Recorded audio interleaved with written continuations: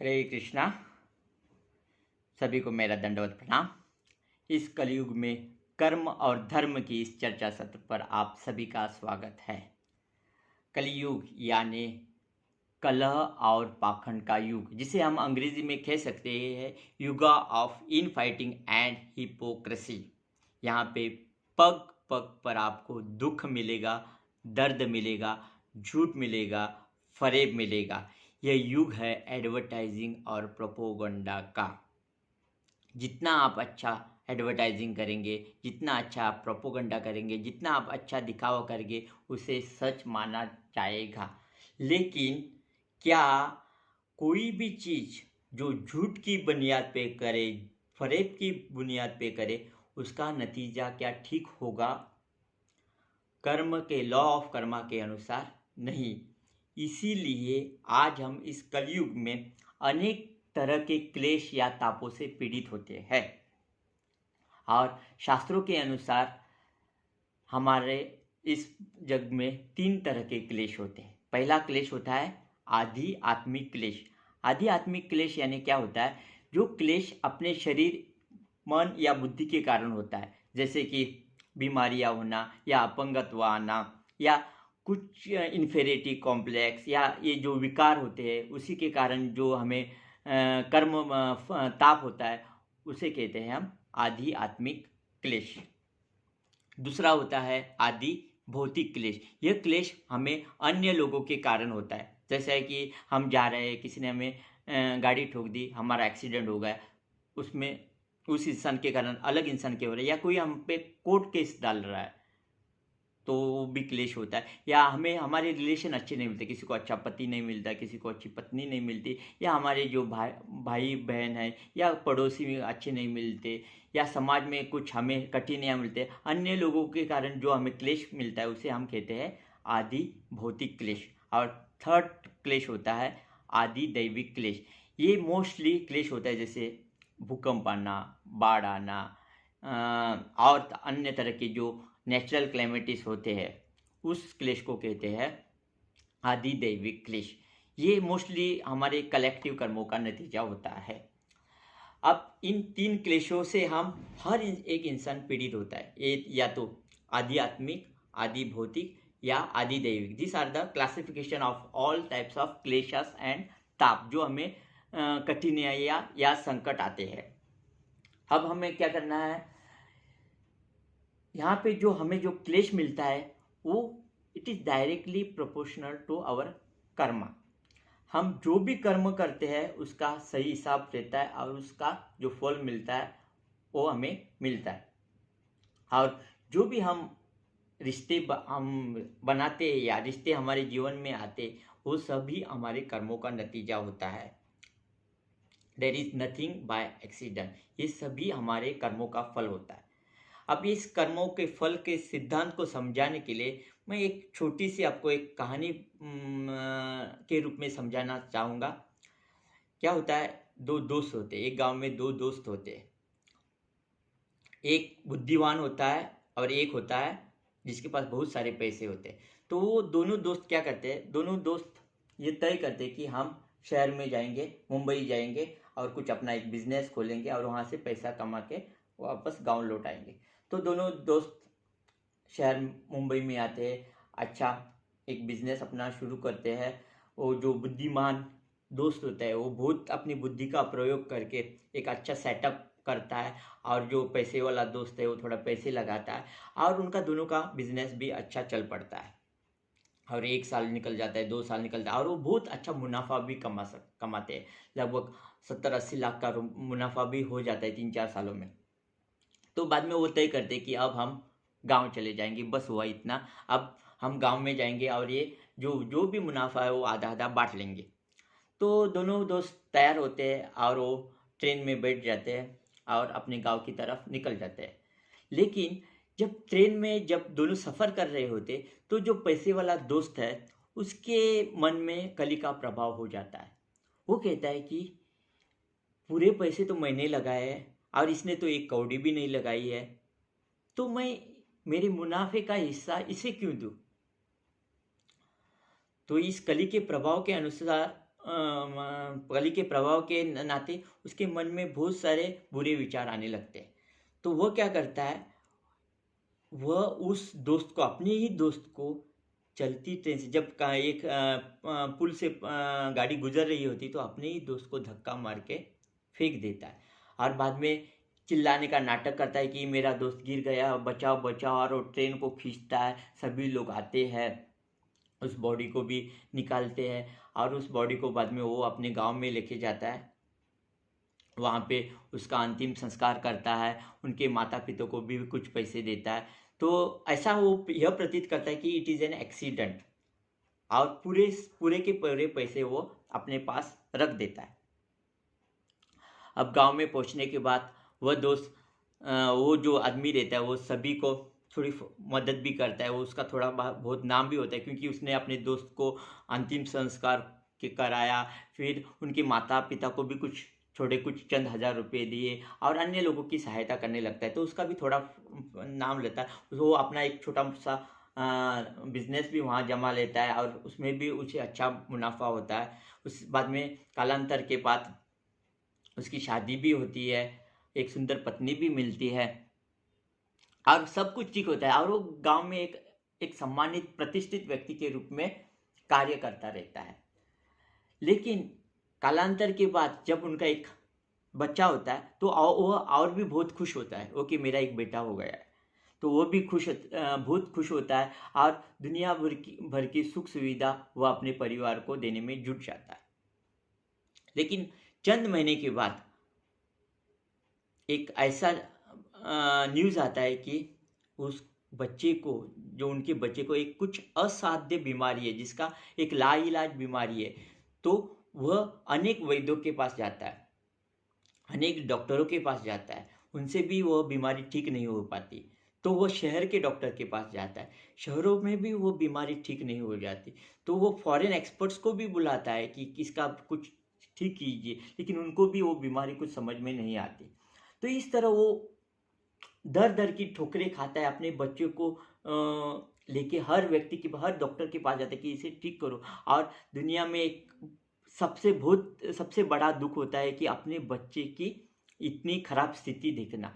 तो किसी भी माँ बाप को अपने बच्चे की जो स्थिति होती है या जो ये होता है, शारीरिक कुछ असमर्थता होती है या बीमारी, तो वो देखी नहीं जाती। इसलिए वो हर संभव प्रयास करता है कि वो तज्ञ से तज्ञ डॉक्टर के पास जाए और उस बीमारी का इलाज करे, लेकिन किसी के पास उसका इलाज नहीं होता। और इस प्रोसेस में वो बहुत सारे रुपये खर्च कर देता है, लगभग 20, 30, 40 लाख रुपए खर्च कर देता है।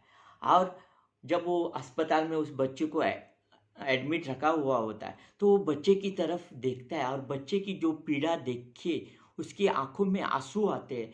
वो इतना लाचार दिखता है कि हम चाहते हुए भी कुछ नहीं कर पाता हो। और जब वो एक दिन जब वो बच्चे के साथ रुक जाता है वहाँ पे, और बच्चे की जो कंडीशन है, उसकी जो अवस्था है, वो देखकर वो बहुत ही विचलित होता है क्योंकि वो बच्चा बहुत ही कमज़ोर और बहुत ही लाचार, मतलब अभी ऐसा लगता है कि अभी ही मरने वाला है। तो वो बहुत ही पीड़ा के साथ भगवान से प्रार्थना करता है, भगवान प्लीज़ प्लीज़ मेरे बच्चे को बचाओ, मैंने ऐसा क्या किया है, प्लीज़ मुझसे बचा, मेरे बच्चे को बचाओ।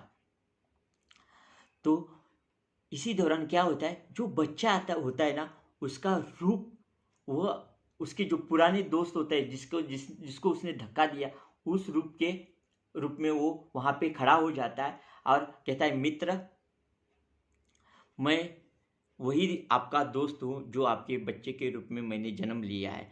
अभी जो आपने मेरा लगभग उसने 80 लाख रुपए कमाए होते तो उसका हिस्सा 40 लाख का होता है, तो उतना ही हिस्सा लगभग 40-50 लाख वो बच्चे के इलाज में खर्च किया होता है। तो वो कहता है, अब मेरा काम खत्म हो गया, इसलिए मैं अब आपसे विदा लेता हूँ। तो ये कहकर वो मित्र भी गायब होता है और वो बच्चे के प्राण तुरंत खत्म होते हैं, यानी बच्चा मर जाता है। तो इसका मतलब क्या है, ये जो कर्म है ना, वो घूम फिर के अपने पास ही आता है। जब भी हम किसी को धोखा देंगे या कुछ भी झूठ की फरेब की इस पे ये करेंगे, काम करेंगे, तो हमें धोखे के अलावा कुछ नहीं मिलेगा। तो ये दुख दर्द आज जो हमें जो क्लेश आ रहे हैं, ये क्यों हो रहे? क्योंकि हमें शुद्धता नहीं है। हम झूठ, काफी झूठ बोलते हैं, वो भी डंके की चोट पे बोलते हैं, और उसे हम सही साबित करते हैं अपने युगों को, अपने मान सम्मान को ये करने के लिए, बढ़ावा देने के लिए। अब इन सभी चीजों का क्या मतलब, किस तरह हम उभर आए, किस तरह इससे निपटे, इन क्लेशों से हम निपटे? एक ही समाधान कि हमको भगवान से जोड़ना होगा। हमें भगवान से जुड़ना होगा।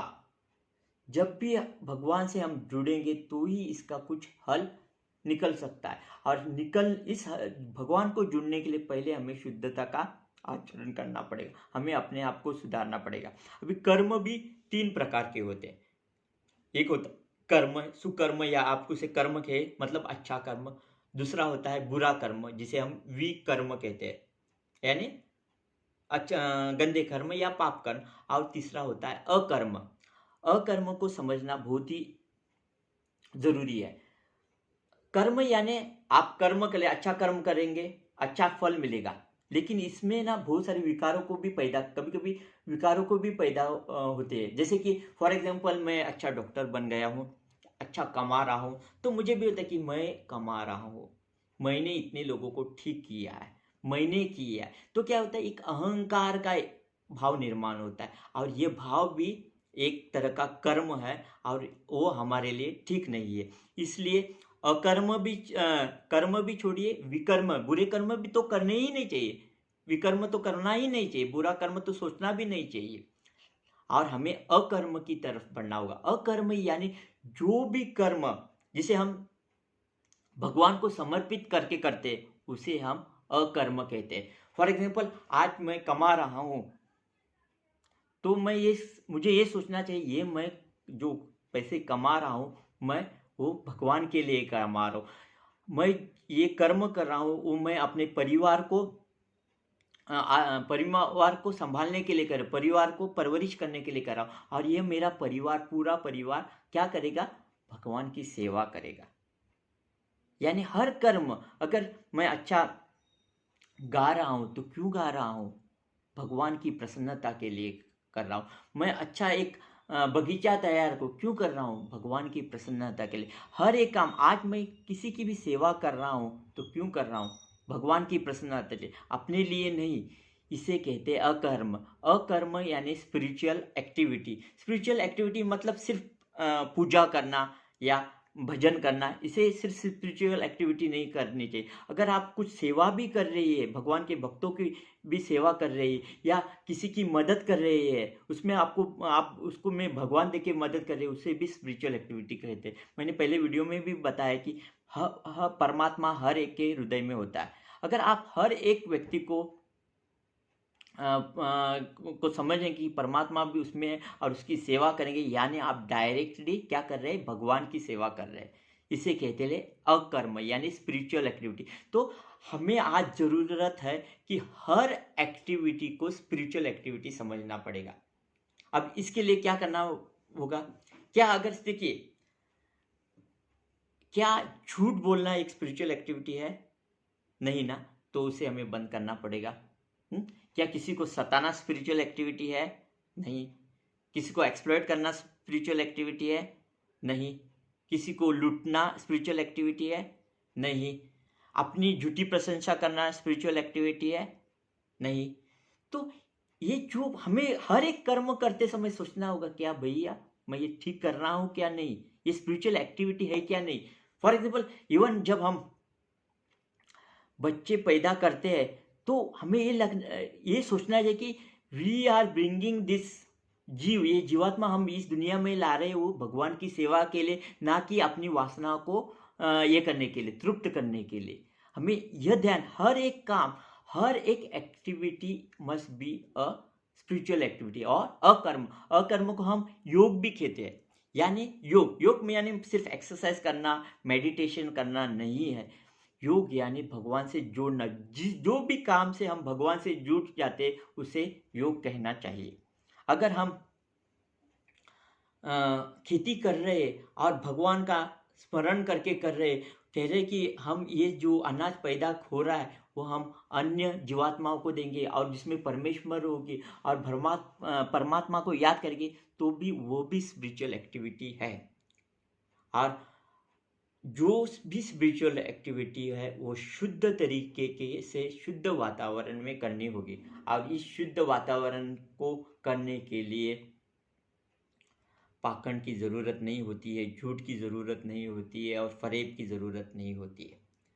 और अगर आप सही तरीके से अगर इन क्लेशों को कम करना चाहते हैं या खत्म करना चाहते हैं, तो आपको शुद्धता अपनानी होगी, भगवान से जुड़ना होगा।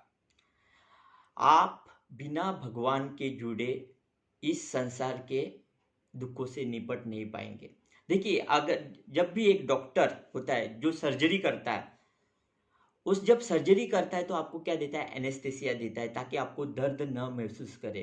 और सर्जरी क्योंकि जरूरत है, क्योंकि कुछ ना कुछ आप में बीमारी होती है, वो ठीक करने के लिए करता है, तो सर्जरी भी जरूरत होती है। इसलिए जब भी भगवान सर्जरी करता है, अगर आप ठीक तरह से सही ढंग से भगवान से कनेक्टेड है, तो आपको उतना क्लेश या उतना ताप नहीं होगा। आप ठीक भी होंगे और आप सभी संकटों से बहुत ही सक्सेसफुली बाहर निकलेंगे।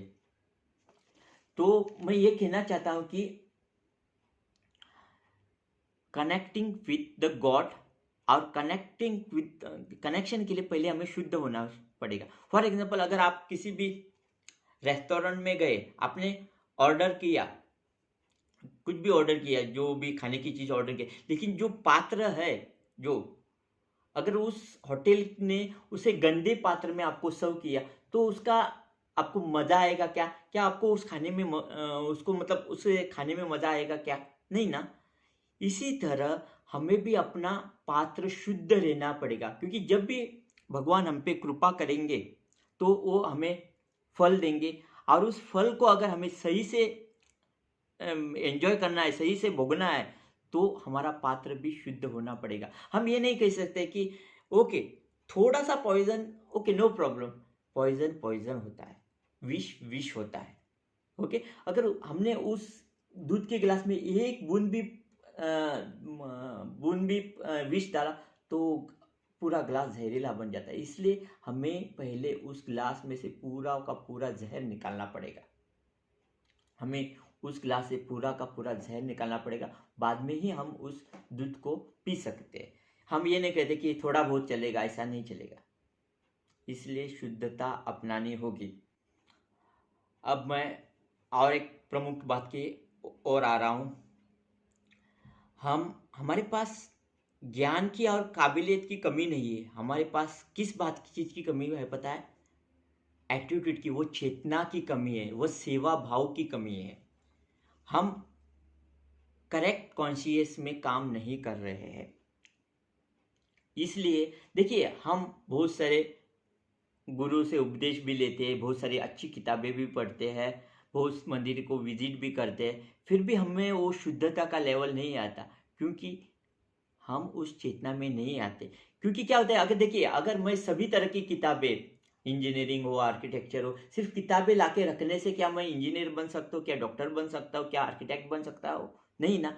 मुझे क्या करना होगा, उस किताब को पहले पढ़ना होगा, किसी तज्ञ आदमी, प्रामाणिक आदमी से उसे समझना पड़ेगा और उस चीज़ों को अपने कार्य में अमल लाना पड़ेगा, तभी तो मैं उस काबिल बन पाऊंगा ना।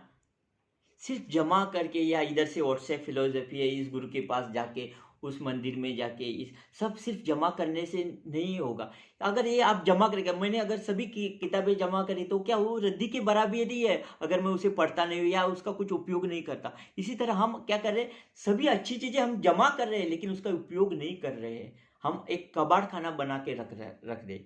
इसलिए बहुत ही ज़रूरत है कि हर एक चीज़ पे अमल करना और अच्छी चीज़ों पे अमल करना। अभी देखिए, जहर कितना फैला है, जहर तो बहुत फैला हुआ है। तो आज इतना जहर फैला हुआ है, हाँ, और हम इस प्रॉब्लम को सॉल्व करने की कोशिश में इस प्रॉब्लम को और ही बिगाड़ रहे, क्योंकि हमने जो बेसिक्स है वो नहीं कर पाते। बेसिक्स यानी कर्म विथ राइट एटीट्यूड वो नहीं हो रहा है। इसलिए ऐसा नहीं कि दुनिया में बहुत सारे अच्छे मतलब काइंड लोग भी है, लेकिन वह कर्म सही एटीट्यूड के साथ नहीं कर रहे, इसलिए ये परेशानी में जो संभालने में हमें बहुत कठिनाई हो रही है। बारंबार झूठ बोलना, बारंबार सबको उकसाना, ये कहाँ का तरीका है? हाँ, और ये देखिए, ये जो मीडिया भी देखिए आजकल, देखिए एक किसी एक्टर की आत्महत्या या हत्या की तो उसी को चला रहा है, उसी को चला रहा है। और ये जो मीडिया है ना, वो भी ऐसे ही सनसनी केस, रेप केस हो, मर्डर केस हो, बल्गरी रॉबरी केस हो, ऐसे ही इसके पीछे भागता रहे। अच्छी चीज़ें क्यों नहीं दिखाते इन लोग? हाँ, देखिए अगर हम अच्छी चीज़ें दिखाएंगे तो अच्छा थॉट प्रोसेस शुरू होगा। आज देखिए, हम जैसे लोगों को कौन सुनता है? क्योंकि मीडिया, क्या कभी मीडिया कोई हमें कवर करने आएगा? नहीं, वो बोलते हैं इस इसमें लोगों की रुचि नहीं है, लोगों की रुचि अन्य चीज़ों में, तो हम उसे वो दिखाएंगे। और बारंबार अगर यह चीज़ें हम अपने बच्चों को भी दिखाएंगे तो वो कैसे अपने कैरेक्टर को बिल्ड कर पाएंगे? कैसे कर पाएंगे वो? इसलिए मीडिया को भी ये सब नाटक जो भागना है, ये झूठ फरेब का नाटक भी बंद करना होगा। दे हैव टू हाईलाइट अच्छी अच्छी चीज़ें। दुनिया में बहुत सारी अच्छी अच्छी चीज़ें हो रहा है, कोई ना कोई इंसान अच्छा कर्म कर रहा है, उसको हाईलाइट करें। जब ये हम 90 to 98% अच्छे कर्म दिखाएंगे, अच्छे कर्म हाईलाइट करेंगे, तो ही इस संसार का कुछ होगा, एक अच्छा वातावरण पैदा होगा। बारंबार अगर वो झूठ फरेब दंगे फसादों का चित्रीकरण दिखाएंगे तो इससे कुछ फायदा नहीं होगा। हाँ, हर एक को अपना आत्मसम्मान होता है, हर एक को लगता है कि मेरा धर्म महान है, मेरी भाषा महान है, मेरी संस्कृति महान है। लेकिन हमें एक दूसरे को पहले समझना होगा, इसलिए हमें ये जो वातावरण है वो उसको ठीक करना होगा। और आज मीडिया इतना पावरफुल है, तो मीडिया की सबसे पहली जिम्मेदारी बनती है कि अच्छे लोगों को दिखाए, अच्छे लोगों के साथ जुड़िए, और कम से कम क्रिटिसिजन हो। या कोई बंदा गलत है, सिर्फ उसको क्रिटिसाइज करना ही भी कोई अच्छी बात नहीं है। अच्छे चीज़ों पे फोकस कीजिए, अच्छे चीज़ों पे, तो ही ये वातावरण हम ठीक कर सकते हैं। और आज ज़रूरत है उस वातावरण की। देखिए, जहर बहुत फैल रहा है, और मैं आपको ना तो ज्ञान देना चाहता हूँ, ना ही कुछ मैं एक एक्सपर्ट के तौर पर आपको गाइड करना चाहता हूँ। मेरा सिर्फ एक ही मकसद है, एक ही उद्देश्य है कि इस वातावरण को थोड़ा बदलिए, हमारे अंदर के वातावरण को भी थोड़ा अंदर बदलिए, शुद्धिकरण कीजिए, उस भाव को पैदा कीजिए। अब जब तक ये भाव नहीं होगा ना, कोई भी इंसान कभी भी सफल नहीं होगा। भले ही वो अपने कारकिर्द में एक अच्छा डॉक्टर बने, अच्छा इंजीनियर बने, अगर वो भाव ठीक नहीं है तो कुछ फायदा नहीं है। वह अपने कर्मों के मकड़ जाल में खुद फंसता जाता है। और क्या हो रहा है, देखिए जो धनी लोग होते हैं ना, वो अपना स्टैंडर्ड मेंटेन के लिए जिद्दोजहद करते हैं, उसकी सुरक्षा के लिए बहुत सारा आडंबर मचा रहे। और जो गरीब लोग हैं वो अपना दिनचर्या चलाने के लिए अपने कार्यों में लगे रहे। तो किसी के पास इतना समय नहीं है कि दूसरों की चिंता करे। लेकिन हमें यह ध्यान रखना है कि सबकी चिंता करने वाला कौन है? भगवान है। और हमें जितना ज़रूरत है उतना ही लेना चाहिए, ना कि सबके ओर से सबके हिस्से का लेना चाहिए। अगर हम ये नहीं करेंगे तो बहुत बहुत ही कठिन है। आप आजकल आप देखिए, हर एक व्यक्ति कर्जे में डूबा है। आप पहले तो घर कर्जे पे लेते, गाड़ी लेते, अब मोबाइल फ़ोन हो या कंप्यूटर हो या अन्य चीज़ें, सभी चीज़ें हफ्ते में लेते। यानी वो कर्ज का जो माउंटेन होता है वो इतना बड़ा कर चुके हुए कि उस पे अगर उनकी कल नौकरी चली गई या कोई मुसीबत आई तो वो तो पूरा का पूरा टूट जाते हैं। ऐसा नहीं होना चाहिए। हमें अपने ज़रूरत के अनुसार, अपने एबिलिटी के अनुसार कार्य करना चाहिए और हर एक कार्य को पहले सोचना चाहिए। आज अगर मैं कुछ कार्य कर रहा हूँ, क्या इससे कुछ भगवान खुश हो जाएंगे, प्रसन्न हो जाएंगे, भगवान के भक्त प्रसन्न हो जाए, या भगवान की जो सृष्टि निर्माण की है उसमें कुछ योगदान होगा क्या? नहीं, बल्कि हम विपरीत कर रहे हैं। आज देखिए अलग अलग फैक्ट्रीज लगा रहे हैं हम लोग, हाँ, लेकिन जो उसका गंदा है, पोल्यूशन है, उसके बारे में चीज वो, उससे हमारा कुछ लेना देना नहीं दे। भले ही पर्यावरण बिगड़ जाए, भले ही लॉन्ग टर्म में हमको उसका नुकसान हो जाए, अपना मुनाफा अब तो हो रहा है ना, लेकिन इस छोटे से मुनाफे के चक्कर में, इस मोमेंट्री मुनाफे के चक्कर में ना, हम लोग अपना पूरा पूरा कर्म को बर्बाद कर रहे हैं, पूरे कर्मों को बर्बाद कर रहे हैं। हम अपनी पूरी व्यवस्था करके कि फिर से इस भूतल पे आए और सफ़र करे, फिर से वो दुख और दर्द भोगे। तो मैं आपसे अनुरोध करता हूँ कि आप वो भाव निर्माण करने की कोशिश करें। हर एक कार्य, जब भी आप कुछ के लिखते हैं, अभी मैं ये वीडियो कर रहा हूँ तो मैं ये वीडियो ये सोच के नहीं कर रहा हूँ कि मेरा नाम होगा या मुझे सब लोग अच्छे अच्छे कमेंट्स ये करेंगे। मैं ये सोच के कि मैं ये भगवान की प्रसन्नता के लिए कर रहा हूँ। इससे कहीं ना कहीं भगवान के जो संदेश है उसको प्रचार करने की कोशिश कर रहा हूँ। इससे कुछ ना कुछ मैं भगवान के कार्य में योगदान कर रहा हूँ। तो ये सोच हमेशा रखनी होगी, और ये सोच कमाई के इसमें भी रखने में कोई वाजिब नहीं। अगर मैं हम आप नौकरी क्यों कर रहे हैं? अपने परिवार की परवरिश करने के लिए। और परिवार क्यों चाहिए? परिवार भगवान की सेवा के लिए चाहिए। तो नौकरी करना या कोई भी काम धंधा करना कोई गलत बात नहीं है, सब, लेकिन सिर्फ समर्पित कीजिए भगवान को। इसलिए मैं आज सभी से अनुरोध करता हूँ। मुझे आप ये कमेंट भी नहीं किए सर जी आपका वीडियो बहुत अच्छा है, या आप अच्छा तरीके से सरल तरीके से पेश करें, ये भी मुझे कुछ ज़्यादा भान नहीं पाता। मुझे कमेंट्स ऐसे लगे कि प्रभु जी, मैंने आज आपका वीडियो देख के आज मैं सोचने लगा हूँ, हर काम करने से पहले मैं भगवान को याद करता हूँ और यह विश्लेषण मतलब करता हूँ कि क्या इस काम से भगवान का फायदा होगा क्या नहीं, और हर कार्य भगवान को समर्पित करता हूँ। अगर हर एक अगर इस तरह से सोचने लगेगा ना, तो ना हम एक अच्छा वातावरण, शुद्ध वातावरण तैयार कर सकते हैं, और जो सही ढंग से योग कहते हैं ना, अकर्म, वो हम कर पाएंगे। और आज अकर्म या योग की सख्त ज़रूरत है। सिर्फ उछल कूद करने से कुछ होने वाला नहीं है।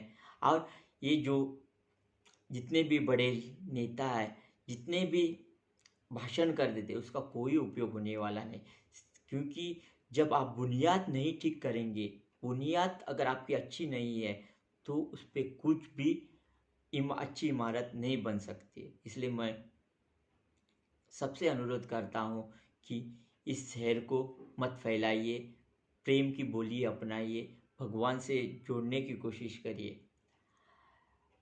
तो मुझे आपसे यह कमेंट की अपेक्षा है कि मैंने अपने जीवन में कुछ करने लगा हूँ। मैं यह काम करने का हर बार हर कार्य को करने से पहले भगवान को समर्पित कर रहा हूँ। अगर इस तरह के अगर कुछ कमेंट आ गए तो मुझे वो मेरा ये जो छोटा सा प्रयास है वह सफल रहेगा। इसलिए मैं बाकी के वीडियो में भी आपको मैं कोशिश करूंगा कि अच्छी चीज़ें आपको समझा पाने में समर्थ रहूं। और ये भी है, मेरी भी शुद्धता लेवल को मुझे बढ़ाना होगा, क्योंकि यह 100% है। जब तक पहले के जब ऋषि रहते थे, वो इतने शुद्ध हुआ करते थे कि जो जब वो अपने मुंह से वचन निकलते थे तो उसका प्रभाव तुरंत पड़ जाता था।